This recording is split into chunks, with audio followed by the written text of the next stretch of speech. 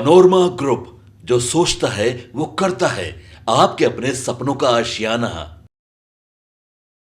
2024 चुनाव का रिजल्ट और 2025 की तैयारियों के बीच अब कई एक्शन देखने को मिल रहे हैं। इसी एक्शन का नतीजा है कि सभी दल अपनी अपनी तैयारियां शुरू कर चुके हैं जो बिहार से जुड़े हुए हैं, और 2025 के चुनाव के लिए उस रणनीतियों में नीतीश कुमार भी अब पूरी तरह से अपनी शक्ति परीक्षण शुरू कर चुके हैं।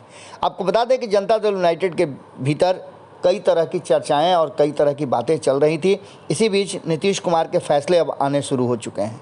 आपको बता दें कि नीतीश कुमार जनता दल यूनाइटेड सहित अन्य घटक दल के मंत्रियों के साथ मीटिंग्स कर रहे हैं और कई रणनीतियों, कई योजनाओं पर मुहर लग रही है। आपको बता दें कि इसी क्रम में नीतीश कुमार ने जो बंद हो गया था मंत्रियों का जो सुनवाई का कार्यक्रम था, शिकायत सुनकर उनका निराकरण करने का जो कार्यक्रम चल रहा था, वो सप्ताह में लगभग 4 दिन चल रहा था। इसको लेकर के मंत्रियों को इसके लिए स्लॉट आवंटित किए गए थे कि किस दिन कौन से मंत्री बैठेंगे और लोगों का समस्या का समाधान करेंगे। जदयू ने अपने मंत्रियों के लिए जो स्लॉट तैयार किया है उसकी सूची आ गई है, और इस सूची को जदयू प्रदेश अध्यक्ष उमेश कुशवाहा ने निर्देश पर जारी किया गया है। सूची में सभी नाम शामिल है, लेकिन एक नाम इसमें से गायब है।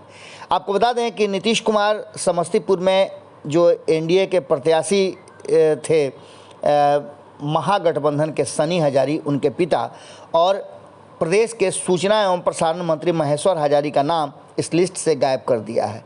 महेश्वर हजारी का नाम आम चुनाव के समय उस वक्त सुर्खियों में आया था जब उनके पुत्र सनी हजारी समस्तीपुर से कांग्रेस के उम्मीदवार के रूप में चुनाव लड़ रहे थे। उनके सामने एनडीए के प्रत्याशी के रूप में लोजपा के टिकट पर मंत्री अशोक चौधरी की पुत्री शांभवी चुनाव मैदान में थी। समस्तीपुर से शांभवी की जीत हुई है और महेश्वर हजारी पर एनडीए प्रत्याशियों के चुनाव प्रचार में गायब रहने का आरोप लगाया गया है। वहीं मुख्यमंत्री नीतीश कुमार ने उनको लेकर के कई बातें कही थी। उन्होंने यहाँ तक कहा था शांभवी के चुनाव प्रचार के दौरान कि कई लोग हैं इधर उधर कर रहे हैं, सबका हिसाब किताब किया जाएगा।